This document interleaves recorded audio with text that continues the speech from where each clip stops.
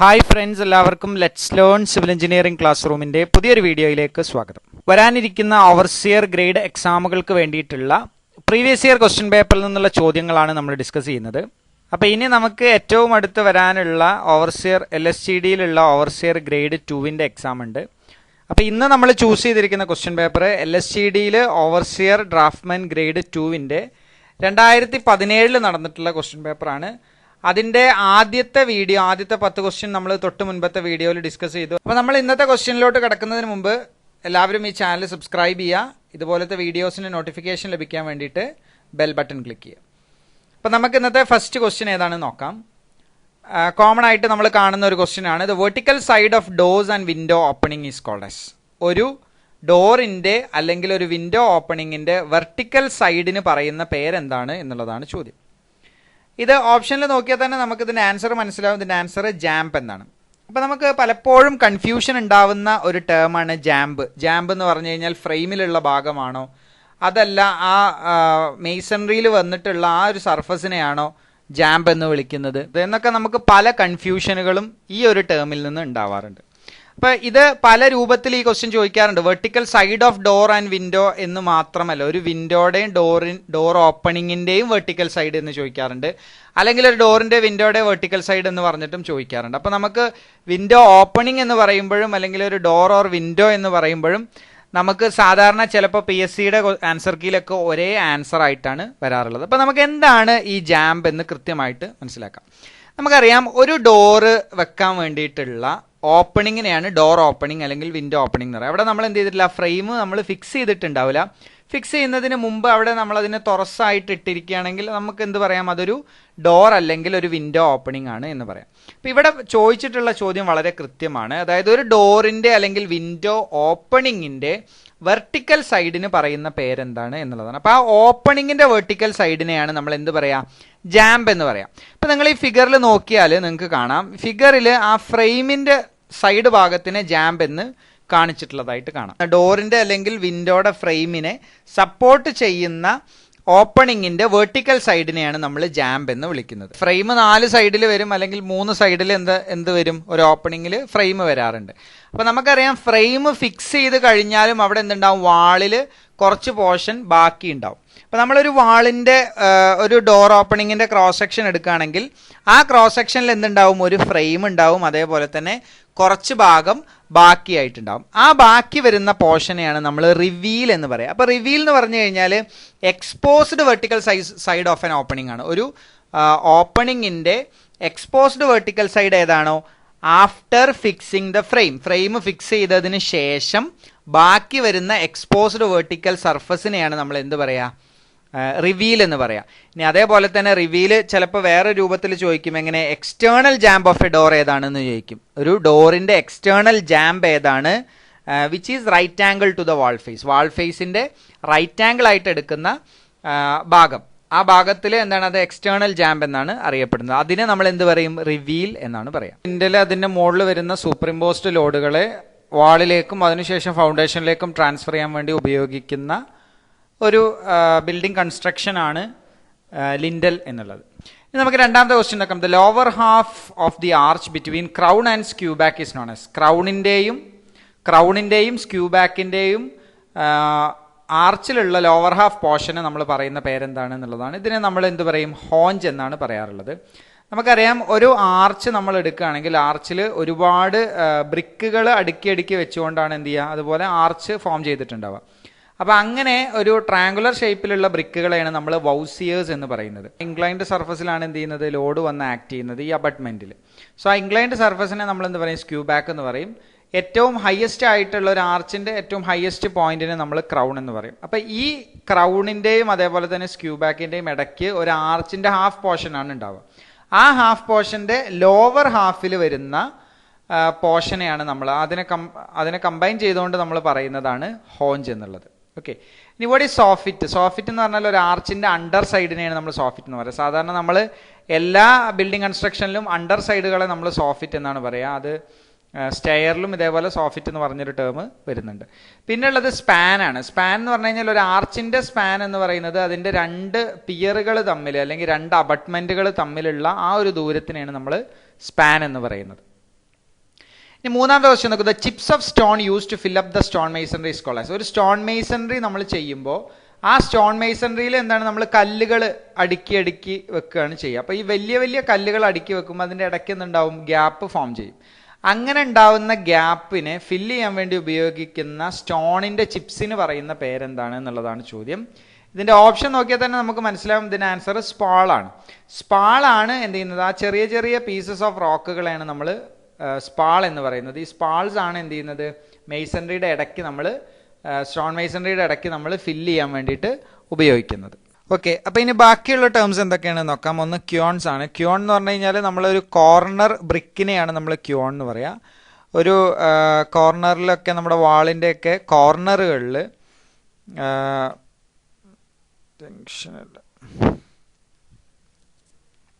വാളിൻ്റെ കോർണേഴ്സിൽ നമ്മൾ കൊടുക്കുന്ന ആ ബ്രിക്കിനെയാണ് നമ്മൾ ക്യോൺസ് എന്ന് പറയുക. അല്ലെങ്കിൽ ആ ഭാഗത്ത് വരുന്ന കോർണറിനെ സ്ട്രെങ്തൻ ചെയ്യാൻ വേണ്ടി കൊടുക്കുന്ന ബ്രിക്കുകളാണ് ക്യോൺസ്. ഇനി വാട്ട് ഈസ് ബാറ്റ്? ബാറ്റ് എന്ന് പറഞ്ഞു കഴിഞ്ഞാൽ ബ്രിക്കിനെ നമ്മൾ വിഡ്ത്ത് വൈസിൽ കട്ട് ചെയ്യുന്നതാണ് ആക്ച്വലി ബാറ്റ് എന്ന് പറയുന്നത്. രണ്ട് ടൈപ്പ് ബാറ്റ് ഉണ്ട്, ഹാഫ് ബ്രിക്ക് ബാറ്റും 3/4 ബാറ്റുകളും ഉണ്ട്. വെർട്ടിക്കൽ ജോയിൻസ് ഒഴിവാക്കാൻ വേണ്ടിയിട്ട് മേസണറിയുടെ ഇടയ്ക്ക് നമ്മൾ ബാറ്റുകൾ കൊടുത്തിട്ടാണ് എന്ത് ചെയ്യുന്നത്, വെർട്ടിക്കൽ ജോയിൻസ് ഒഴിവാക്കുന്നത്. കണ്ടിന്യൂസ് ആയിട്ടുള്ള വെർട്ടിക്കൽ ജോയിന്റുകൾ വരികയാണെന്നുണ്ടെങ്കിൽ അത് മേസണറിയുടെ സ്ട്രെങ്ത്തിനെ റെഡ്യൂസ് ചെയ്യുമെന്നുള്ളത് കൊണ്ട് നമ്മളവിടെ ബാറ്റ് ഉപയോഗിക്കുന്നു. പിന്നെ ജാമ്പ് എന്നുള്ള ടേം നമ്മൾ മുമ്പ് ഡിസ്കസ് ചെയ്ത ടേമാണ് ജാമ്പ്. ഓക്കെ, നാലാമത്തെ ക്വസ്റ്റ്യൻ നോക്കെ, good brick earth contain -% of alumina. ഒരു നല്ല ബ്രിക്കിന്റെ എർത്തിൽ എത്രയാണ് % ഓഫ് അലൂമിന ഉണ്ടാവുക എന്നുള്ളതാണ് ചോദ്യം. ഇതിന് ആൻസർ 20 to 30% ആണ്. നമുക്കറിയാം അലൂമിന എന്ന് പറയുന്നത് ബ്രിക്കിന്റെ ചീഫ് ഇൻഗ്രീഡിയൻ്റ് ആണ് അലൂമിന. എന്നാൽ ഏറ്റവും കൂടുതൽ ബ്രിക്കിലുള്ളത് എന്താണ്, സിലിക്കയാണ്. അബൌട്ട് 50 to 60% ആണ്. ഇതേപോലെ തന്നെ ഇതിന്റെ മറ്റൊരു മേജർ കണ്ടന്റ് ആണ് ലൈം. ലൈം ഒരു ഫ്ലെക്സ് ആയിട്ടാണ് ആക്ട് ചെയ്യുന്നത്. Which should be less than 5% മാത്രമേ എന്തിലുണ്ടാവുള്ളൂ, ലൈം ബ്രിക്കിലുണ്ടാവുള്ളൂ. ഇനി നമുക്കറിയാം അലൂമിനയാണ് നമ്മളൊരു ബ്രിക്കിന്റെ പ്ലാസ്റ്റിസിറ്റി നൽകുന്നത്. ഒരു ബ്രിക്കിന്റെ മേജർ ആയിട്ടുള്ള അതിൻ്റെ ഷേപ്പ് കിട്ടണമെന്നുണ്ടെങ്കിൽ അതിന് പ്ലാസ്റ്റിസിറ്റി ഉണ്ടാവണം. സോ ആ പ്ലാസ്റ്റിസിറ്റി പ്രൊവൈഡ് ചെയ്യുന്നത് അലൂമിനയാണ്. അലൂമിന എക്സസ് ആയി കഴിഞ്ഞാൽ നമ്മുടെ ബ്രിക്ക് ഷ്രിങ്ക് ചെയ്യാനും വാർപ്പ് ചെയ്യാനും ഒക്കെ തുടങ്ങും. ഇനി അടുത്ത ക്വസ്റ്റ്യൻ നോക്കാം.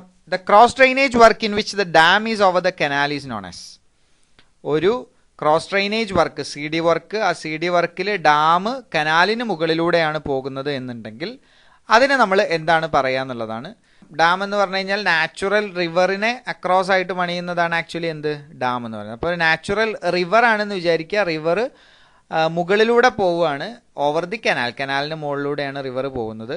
അങ്ങനത്തെ ക്രോസ് ഡ്രെയിനേജ് വർക്ക് അല്ലെങ്കിൽ അങ്ങനത്തെ സന്ദർഭങ്ങളിൽ നമ്മൾ പ്രൊവൈഡ് ചെയ്യുന്ന ക്രോസ് ഡ്രെയിനേജ് വർക്കിനെയാണ് നമ്മൾ സൂപ്പർ പാസേജ് എന്ന് പറയാം. അപ്പോൾ റിവർ മുകളിലൂടെയും അല്ലെങ്കിൽ ഡ്രെയിന് മുകളിലൂടെയും താഴത്തൂടെ കനാലും പാസ് ചെയ്ത് പോവുകയാണെങ്കിൽ അതിനെ സൂപ്പർ പാസേജ് എന്ന് പറയും. ഇനി ഇത് തിരിച്ചു വരികയാണെന്നുണ്ടെങ്കിൽ മുകളിലൂടെ കനാലും താഴത്തൂടെ റിവറും പോവുകയാണെന്നുണ്ടെങ്കിൽ അതിനെ നമ്മൾ അക്യുഡക്റ്റ് എന്നാണ് പറയുന്നത്. സൈഫൺ അക്യുഡക്റ്റ് എന്ന് പറഞ്ഞു കഴിഞ്ഞാൽ അക്യുഡക്റ്റ് തന്നെ, അക്യുഡക്റ്റ് എന്ന് പറഞ്ഞാൽ എന്താണ്, റിവർ താഴത്തൂടെ പോവുകയും കനാല് മുകളിലൂടെ പോകുന്നതിനെയാണ് നമ്മൾ അക്യുഡക്റ്റ് എന്ന് പറയുക. അപ്പോൾ അതിൽ കനാലിൻ്റെ ബെഡ് ലെവല് താഴത്തൂടെ പോകുന്ന റിവറിന്റെ ഹൈ ഫ്ലഡ് ലെവലിനേക്കാളും താഴെയാണ് നിൽക്കുന്നത് എന്നുണ്ടെങ്കിൽ അതിനെ നമ്മൾ സൈഫൺ അക്യുഡക്റ്റ് എന്ന് പറയും. ഇവിടെ സൈഫോണിക് ആക്ഷനിലൂടെയാണ് എന്ത് ചെയ്യുന്നത്, വാട്ടർ പോകുന്നുണ്ടാവുക. അതുകൊണ്ടാണ് അതിന് സൈഫൺ അക്യുഡക്റ്റ് എന്ന് പറയുന്നത്. ഇനി അടുത്ത എന്താണ് സൂപ്പർ എലിവേഷൻ. സൂപ്പർ എലിവേഷൻ എന്ന് പറഞ്ഞാൽ റോഡിന്റെ ഔട്ടർ എഡ്ജ് റേസ് ചെയ്ത് കൊടുക്കുന്നതിനാണ് സൂപ്പർ എലിവേഷൻ എന്ന് പറയുക. എസ്പെഷ്യലി ഇൻ കേർവ്സ്, അല്ലേ, കേർവ്സിലാണ് സൂപ്പർ എലിവേഷൻ അല്ലെങ്കിൽ ബാങ്കിങ് അല്ലെങ്കിൽ കാണ്ട് കൊടുത്തിട്ടുണ്ടാവുക. എന്തിനാണ്, സെൻട്രിഫ്യൂഗൽ ഫോഴ്സിനെ വണ്ടി ഒരു കർവ് തിരിയുമ്പോൾ സ്വാഭാവികമായിട്ടും ആ ബോഡിയിൽ ഒരു റൊട്ടേഷനിലൂടെ പാസ് ചെയ്ത് പോകുന്ന അല്ലെങ്കിൽ ഒരു കർവിലൂടെ പാസ് ചെയ്ത് പോകുന്ന ബോഡി എന്നുള്ള നിലക്ക് അതിൽ സെൻട്രിഫ്യൂഗൽ ഫോഴ്സ് ആക്ട് ചെയ്യുകയും ആ വണ്ടീനെ ടോപ്പിൾ ചെയ്യാൻ ശ്രമിക്കുകയും ചെയ്യും, അത് ഒരു നോർമൽ സ്പീഡിൽ പോവുകയാണെന്നുണ്ടെങ്കിൽ. സോ അതിനെ ഓവർകം ചെയ്യാൻ വേണ്ടിയിട്ടാണ് നമ്മൾ എന്ത് ചെയ്യുന്നത്, റോഡിൻ്റെ എക്സ്റ്റേണൽ അല്ലെങ്കിൽ ഔട്ടർ എഡ്ജിനെ റേസ് ചെയ്ത് കൊടുക്കുന്നത്. മറ്റൊരു ഇമ്പോർട്ടൻ്റ് ആയിട്ടുള്ള സൂപ്പർ എലിവേഷൻ്റെ ഫീച്ചർ എന്ന് പറയുന്നത് എന്താണ്, വെള്ളം പെട്ടെന്ന് ഡ്രെയിൻ ചെയ്ത് പോവുക എന്നുള്ളതാണ്. ഓക്കെ, ഇനി വാട്ട് ഈസ് ഡിസ്ട്രിബ്യൂട്ടറി? മൈനർ കനാലിൽ നിന്ന് എടുക്കുന്ന ചാനൽസിനെയാണ് നമ്മൾ ഡിസ്ട്രിബ്യൂട്ടറീസ് എന്ന് പറയുക. അതിൽ തന്നെ മേജർ ഡിസ്ട്രിബ്യൂട്ടറിയും മൈനർ ഡിസ്ട്രിബ്യൂട്ടറീസും ഉണ്ട്. ഇനി അടുത്ത ക്വസ്റ്റ്യൻ നോക്കാം. The total volume of water required for a crop during its entire period from sowing to harvest is known as. ഒരു ക്രോപ്പിൻ്റെ സോവിങ് മുതൽ ഹാർവെസ്റ്റ് വരെ ആ ക്രോപ്പിന് ആവശ്യമായിട്ടുള്ള വാട്ടറിൻ്റെ വോളിയത്തിന് നമ്മൾ എന്താണ് പറയുക എന്നുള്ളതാണ്. ഇതിനെയാണ് നമ്മൾ ഡെൽറ്റ എന്ന് പറയാം. നമ്മൾ യൂഷ്വലി ഡെൽറ്റ എന്നുള്ള ടേം ഡിനോട്ട് ചെയ്യുന്നത് എന്തിനെയാണ്? ഡെൽറ്റ എന്ന് പറഞ്ഞു കഴിഞ്ഞാൽ ഡെപ്ത് ഓഫ് വാട്ടർ ആണ് അല്ലേ. ഒരു ക്രോപ്പിന് ആവശ്യമായിട്ടുള്ള ഡെപ്ത് ഓഫ് വാട്ടറിനെയാണ് നമ്മൾ ഡെൽറ്റ എന്ന് പറയുന്നത്. അപ്പോൾ ഇവിടെ ചോദിച്ചിട്ടുള്ളത് അത് തന്നെയാണ്. ഒരു ക്രോപ്പിൻ്റെ എൻറ്റയർ പീരീഡിൽ അതിൻ്റെ സോവിങ് മുതൽ ഹാർവെസ്റ്റിംഗ് വരെ അതിനാവശ്യമായിട്ടുള്ള ഡെപ്ത് ഓഫ് വാട്ടറിനെയാണ് ഡെൽറ്റ എന്ന് പറയുന്നത്. ഇവിടെ ടോട്ടൽ വോളിയം ഓഫ് വാട്ടർ എന്ന് ചോദിച്ചിട്ടുണ്ട് എന്ന് മാത്രമേ ഉള്ളൂ. മീറ്റർ ക്യൂബ് പെർ സെക്കൻഡിലാണ് എന്ത് പറയാറുള്ളത്? ഡ്യൂട്ടി പറയാറുള്ളത്. അതായത് അവിടെ നമ്മൾ പറയേണ്ടത് അതൊരു ക്രോപ്പിനല്ല, ഒരു ലാൻഡ് ഇറിഗേറ്റ് ചെയ്യാനുള്ള വാട്ടറിൻ്റെ ക്വാണ്ടിറ്റിയാണ് ആക്ച്വലി ഡ്യൂട്ടി പറയുന്നത്. എന്നാൽ ഡെൽറ്റ എന്ന് പറയുന്നത് ഒരു ക്രോപ്പിന് ആവശ്യമായിട്ടുള്ള വാട്ടറിൻ്റെ വോളിയമാണ്. സോ വോളിയം ഓഫ് വാട്ടർ എന്ന് ചോദിച്ചിട്ടുണ്ടെങ്കിൽ കൂടിയും എത്രയാണ് ഒരു ക്രോപ്പിന് വെള്ളം ആവശ്യമായിട്ടുള്ളത് എന്നാണ് ചോദ്യം. അത് എന്താണ്? ആക്ച്വലി ഡെൽറ്റയാണ്. ഇനി വാട്ട് ഈസ് സ്പേഴ്സ്? സ്പേഴ്സ് എന്ന് പറഞ്ഞു കഴിഞ്ഞാൽ റിവർ ട്രെയിനിങ് വർക്കിൽ വരുന്നതാണ് ശരിക്കും സ്പർ എന്നുള്ളത്. സ്പർ നമ്മൾ പല ഷേപ്പിലുള്ള സ്പേഴ്സ് ഉണ്ട്. അത് ആക്ച്വലി എന്താണ്? റിവറിനെ ബാങ്കുകളിൽ വെള്ളം വന്ന് ഇടിച്ച് അതിൻ്റെ ബാങ്കുകളൊക്കെ ഇറോഡ് ചെയ്ത് പോകുന്ന അത്തരത്തിലുള്ള സ്ഥലങ്ങളിൽ നമ്മൾ റിവറിനെ ട്രെയിൻ ചെയ്യാൻ വേണ്ടിയിട്ട്, ചിലപ്പോൾ വളരെ ടർബുലൻ്റ് ആയിട്ട് പോകുന്ന വാട്ടറിനെയൊക്കെ ഒന്ന് സ്ലോ ഡൗൺ ചെയ്യാൻ വേണ്ടിയിട്ടൊക്കെ നമ്മൾ സ്പറുകൾ ഉപയോഗിക്കാറുണ്ട്. അപ്പോൾ പല ടൈപ്പ് സ്പറുകളുണ്ട്. ബാങ്കിലേക്ക് അടുത്ത് വരുന്ന കൺവേർജിങ്ങും ഡൈവേർജിങ് ടൈപ്പ് സ്പേഴ്സ് ഒക്കെ ഉണ്ട്. എന്തായാലും റിവർ ട്രെയിനിങ് വർക്കിന് വേണ്ടിയിട്ട് ഉപയോഗിക്കുന്ന ഒരു ടൈപ്പ് ഓഫ് കൺസ്ട്രക്ഷൻ ആണ് ആക്ച്വലി സ്പേഴ്സ് എന്നുള്ളത്. ഇവിടെ സ്പിൽവേ. സ്പിൽവേ എന്ന് പറഞ്ഞു കഴിഞ്ഞാൽ ഡാമിലൊക്കെ അധികം വരുന്ന വെള്ളം, ഓവറായിട്ട് വരുന്ന വെള്ളത്തിനെ പുറത്തോട്ട് കളയാൻ, സ്പില്ല് ചെയ്ത് കളയാൻ വേണ്ടിയിട്ട് ഉപയോഗിക്കുന്ന ഷട്ടേഴ്സ് ഉണ്ടാവും, ഡോറുകൾ ഉണ്ടാവും. അതിനെയാണ് നമ്മൾ സ്പിൽവേ എന്ന് പറയുന്നത്. ഇനി അടുത്ത ക്വസ്റ്റ്യൻ നോക്കാം. The size of B0 drawing board is. B0 drawing ബോർഡിൻ്റെ സൈസ് എത്രയാണ് എന്നുള്ളതാണ്. ബോർഡ് എന്നുള്ള നിലക്കാണ് B എന്ന് കൊടുത്തിട്ടുള്ളത്. ചിലപ്പോൾ അതിന് D0 എന്നും ഡിനോട്ട് ചെയ്യാറുണ്ട്. അപ്പോൾ ഇവിടെ ഡെസിഗ്നേഷൻ കൊടുത്തിട്ടുണ്ട്. D0 മുതൽ D3 വരെയുള്ള ഡ്രോയിങ് ബോർഡുകൾ ഇവിടെ കാണാം. D0 എന്ന് പറയുന്നത് അല്ലെങ്കിൽ B0 എന്ന് പറയുന്നത് 1500 to 1000 mm ആണ്. അതായത് 150 സെൻറ്റിമീറ്റർ ഇൻറ്റു 100 സെൻറ്റിമീറ്റർ. അപ്പോൾ അതിൽ നമ്മൾ ഉപയോഗിക്കുന്ന ഷീറ്റ് എന്ന് പറയുന്നത് A0 ഷീറ്റുകളാണ്. ഓക്കെ. ഇനി അതിൻ്റെ താഴെ D1 വരികയാണെന്നുണ്ടെങ്കിൽ 1000/700 mm ആണ്. D2 എടുക്കുകയാണെങ്കിൽ 700/500 ആണ്. D3 എന്ന് പറയുന്നത് 500/500 ആണ്. ഒക്കെ അതിന് കറസ്പോണ്ടിങ് ആയിട്ടുള്ള ഷീറ്റുകളാണ് നമ്മൾ ഉപയോഗിക്കുന്നത്. A0, A1, A2, A3. Okay. ഇനി ഇതിൽ D0യും D1 ആണ് സാധാരണ ഡ്രോയിങ് ഓഫീസ് ഡ്രോയിങ്ങുകൾക്ക് വേണ്ടിയിട്ട് ഉപയോഗിക്കാറുള്ളത്. സ്റ്റുഡൻസ് D2 ആണ് ഉപയോഗിക്കുന്നത്. 700/500 A2 ഷീറ്റാണ്. A2 ഷീറ്റാണ് എന്ത് ചെയ്യുന്നത്? ഡ്രോയിങ്ങിന് വേണ്ടിയിട്ട് സ്റ്റുഡൻസ് ഉപയോഗിക്കുന്നത്. അതുകൊണ്ട് തന്നെ D2 ഡ്രോയിങ് ബോർഡാണ് ഉപയോഗിക്കുന്നത്. അപ്പോൾ അങ്ങനെയൊക്കെ ക്വസ്റ്റ്യൻ വേണമെങ്കിൽ ചോദിക്കാം. ഇനി അടുത്ത ക്വസ്റ്റ്യൻ നോക്കാം. അതേപോലെ തന്നെ ഡ്രോയിങ് ഷീറ്റിൻ്റെ ഒരു ക്വസ്റ്റ്യൻ ആണ്. The untrimmed size of A1 drawing sheet is. A1 drawing ഷീറ്റിൻ്റെ അൺട്രിംഡ് സൈസ് എത്രയാണ് എന്നുള്ളതാണ് ചോദ്യം. അപ്പോൾ നമുക്കറിയാം A0 മുതൽ A4 വരെയുള്ള ഡിഫറെൻറ്റ് സൈസസ് ഓഫ് ഡ്രോയിങ് ഷീറ്റുകളുണ്ട്. A5 ഉണ്ട്. ട്രിമ്മഡ് സൈസും അൺട്രിമ്മഡ് സൈസും ഉണ്ട്. ഓക്കെ. അപ്പോൾ പേപ്പർ ട്രിം ചെയ്യുന്നതും ട്രിം ചെയ്ത് കഴിഞ്ഞതിന് ശേഷവുമുള്ള സൈസുകൾ നമ്മൾ പറയുന്നുണ്ട്. അതിൽ ട്രിമ്മഡ് സൈസ് A4 ആണ് എന്നുണ്ടെങ്കിൽ 210/297 ആണ്. A3 ആണെങ്കിൽ 297/420. A2 ആണെങ്കിൽ 420/594. A1 ആണെങ്കിൽ 594/841. അപ്പോൾ A1 ഡ്രോയിങ് ഷീറ്റ് ട്രിമ്മഡ് സൈസാണ് ചോദിക്കണമെന്നുണ്ടെങ്കിൽ അത് 594/841 ആണ്. എന്നാൽ ഇവിടെ ചോദിച്ചിട്ടുള്ളത് അൺട്രിംഡ് സൈസാണ്. അൺട്രിംഡ് സൈസ് എന്ന് പറഞ്ഞു കഴിഞ്ഞാൽ A1-ൻ്റെത് 625/880 ആണ്. 625/880 mm. അപ്പോൾ ഇത് കണക്ട് ചെയ്ത് പഠിക്കാൻ വേണ്ടി ശ്രമിക്കുക. ട്രിംഡ് സൈസും അൺട്രിംഡ് സൈസും ചിലപ്പോൾ മാറി മാറി ചോദിക്കാം. അപ്പോൾ ഇത് കണക്ട് ചെയ്ത് പഠിക്കുക.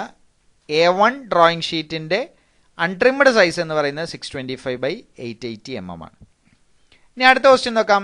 In A drawing 1 meter is drawn in 20 cm. The scale is known as.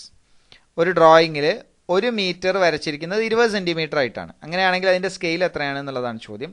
നമുക്കറിയാം റെപ്രസെൻറ്റേറ്റീവ് ഫ്രാക്ഷൻ എന്ന് പറഞ്ഞാൽ അതെന്താണ്? Map distance by ground distance ആണ്. ഇത് എപ്പോഴും നമ്മൾ മനസ്സിൽ വെക്കേണ്ട ഒരു ടേമാണ്. സ്കെയിൽ എന്ന് പറഞ്ഞാൽ ആ റെപ്രസെൻറ്റേറ്റീവ് ഫ്രാക്ഷൻ ഓർമ്മ വരണം. Map distance by ground distance, മാപ്പിൽ എത്രയാണ് വരച്ചത് ഡിവൈഡഡ് ബൈ ഗ്രൗണ്ട് ഡിസ്റ്റൻസിനെയാണ് നമ്മൾ സ്കെയിൽ എന്ന് പറയുന്നത്. ഓക്കെ. അപ്പോൾ ഇവിടെ മാപ്പിൽ വരച്ചിട്ടുള്ള ഡിസ്റ്റൻസ് അല്ലെങ്കിൽ നമ്മൾ വരച്ചിട്ടുള്ളത് എന്ന് പറയുന്നത് 20 സെൻറ്റിമീറ്റർ ആണ്. ആൻഡ് ഗ്രൗണ്ടിലുള്ള ഡിസ്റ്റൻസ് എത്രയാണ്? 1 മീറ്റർ ആണ് എന്ന് പറയുന്നത്. അപ്പോൾ രണ്ടും ഡിഫറൻറ്റ് യൂണിറ്റുകളിലായതുകൊണ്ട് അതിന് ഒരേ യൂണിറ്റിലേക്ക് കൊണ്ടുവരിക. രണ്ടിനെയും നമ്മൾ സെൻറ്റിമീറ്ററിലോട്ട് കൊണ്ടുവരിക അല്ലെങ്കിൽ രണ്ടിനെയും മീറ്ററിലോട്ട് കൊണ്ടുപോകുക. എങ്ങനെയാണെങ്കിലും 20 ഡിവൈഡഡ് ബൈ 1 മീറ്ററിന് നമ്മൾ 100 സെൻറ്റിമീറ്റർ എന്ന് എഴുതി. അപ്പോൾ ഇതിനെ ഡിവൈഡ് ചെയ്യുമ്പോൾ 1/5 എന്ന് കിട്ടും. ദാറ്റ് ഈസ് 1:5 ആണ്. ഓക്കെ, ഇനി ലാസ്റ്റ് ക്വസ്റ്റ്യൻ നോക്കുക. The granular material of crushed stone provided under and around the sleepers is known as. നമ്മൾ സാധാരണ സ്ലീപ്പറുകൾ കൊടുക്കുമ്പോൾ റെയിൽവേ ട്രാക്കുകളിൽ സ്ലീപ്പേഴ്സ് പ്രൊവൈഡ് ചെയ്യുമ്പോൾ ഒരു ക്രഷ്ഡ് സ്റ്റോൺ നമ്മൾ എന്ത് ചെയ്യാറുണ്ട്, അതിൻ്റെ അടിഭാഗത്തും അതേപോലെ തന്നെ അതിൻ്റെ ചുറ്റിലും ഒക്കെ കൊടുക്കാറുണ്ട് സ്ലീപ്പറിൻ്റെ. അതെന്താണ് എന്നുള്ളതാണ് ചോദ്യം. അതിനെയാണ് നമ്മൾ ബല്ലാസ്റ്റ് എന്ന് പറയാം. ഈ സൈസ് കല്ലുകളെയാണ് നമ്മൾ ബല്ലാസ്റ്റ് എന്ന് പറയുന്നത്. ആ ബല്ലാസ്റ്റ് എന്ത് ചെയ്യും, നമ്മുടെ റെയിൽവേ ട്രാക്കിൽ മുഴുവനായിട്ട് കൊടുത്തിട്ടുണ്ടാവും, അതിൻ്റെ സൈഡുകളിലൊക്കെ കൊടുത്തിട്ടുണ്ടാവും. എന്തിനാണ് അത് കൊടുക്കുന്നത്? ഈ റെയിൽവേ ട്രാക്കിലൂടെ ട്രെയിൻ പോകുമ്പോൾ സ്വാഭാവികമായിട്ടും അവിടെ എന്തുണ്ടാവും, അവിടെ വൈബ്രേഷൻ ഉണ്ടാവും. അപ്പോൾ ഈ വൈബ്രേഷനെ പെട്ടെന്ന് അബ്സോർബ് ചെയ്യാൻ വേണ്ടിയിട്ടാണ് ഇതുപോലത്തെ ഗ്രാനുലാർ ആയിട്ടുള്ള ക്രഷ്ഡ് സ്റ്റോണുകൾ പ്രൊവൈഡ് ചെയ്തിട്ടുള്ളത്. ഓക്കെ, സോ ആ ക്രഷ്ഡ് സ്റ്റോണുകളെ നമ്മൾ വിളിക്കുന്ന പേരാണ് ബല്ലാസ്റ്റ് എന്നുള്ളത്. ഓക്കെ, ഇനി വാട്ട് ഈസ് ബാലുസ്റ്റർ? ബാലുസ്റ്റർ എന്ന് പറഞ്ഞു കഴിഞ്ഞാൽ നമ്മൾ ഒരു സ്റ്റെയറിൻ്റെ ഹാൻഡ് റെയിലിൽ കൊടുക്കുന്ന വെർട്ടിക്കൽ സപ്പോർട്ടുകളെയാണ് നമ്മൾ ബാലുസ്റ്റർ എന്ന് പറയുക. ഒരുപാട് ബാലുസ്റ്റേഴ്സ് നമ്മൾ കൊടുത്തിട്ടുണ്ടാവും ഒരു സ്റ്റെയറിൻ്റെ ഹാൻഡ് റെയിലിൽ, അല്ലേ? ഇനി അടുത്തത് ഗേജ്. ഗേജ് എന്ന് പറയുന്നത് ആക്ച്വലി റെയിൽവേ ട്രാക്കുമായിട്ട് ബന്ധപ്പെട്ടിട്ടുള്ള ഒരു ടേം തന്നെയാണ് ഗേജ് എന്ന് പറഞ്ഞാൽ. രണ്ട് റെയിലുകളുടെ ഇന്നർ ഫേസുകൾ തമ്മിലുണ്ടാക്കുന്ന ഹൊറിസോണ്ടൽ ഡിസ്റ്റൻസിനെ നമ്മൾ പറയുന്നത് ഗേജ് എന്നാണ്. ഗേജ് 3 തരത്തിലുള്ള ഗേജുകളുണ്ട് മെയിനായിട്ട് പഠിക്കാനുള്ളത്. ബ്രോഡ് ഗേജ്, മീറ്റർ ഗേജ്, അതേപോലെ തന്നെ നാരോ ഗേജ്. ബ്രോഡ് ഗേജ് എന്ന് പറഞ്ഞാൽ 1.676 മീറ്റർ ആണ് ബ്രോഡ് ഗേജ് ഉണ്ടാവുക. മീറ്റർ ഗേജിനെയാണ് നമ്മൾ 1 മീറ്റർ, 1 മീറ്റർ ആണ് അതിൻ്റെ ഇന്നർ ഫേസുകൾ, റെയിലിൻ്റെ ഇന്നർ ഫേസുകൾ തമ്മിലുള്ള ദൂരം ഉണ്ടാവുക. നാരോ ഗേജ് ആണെങ്കിൽ 0.762 ആണ് ഉണ്ടാവുക. ഓക്കെ, അപ്പോൾ അതാണ് ഗേജ് എന്ന് പറഞ്ഞ ടേം. അപ്പോൾ ഈ ഭാഗം എല്ലാവർക്കും മനസ്സിലായിട്ടുണ്ടാവുമെന്ന് വിചാരിക്കുന്നു. Thank you for watching the video.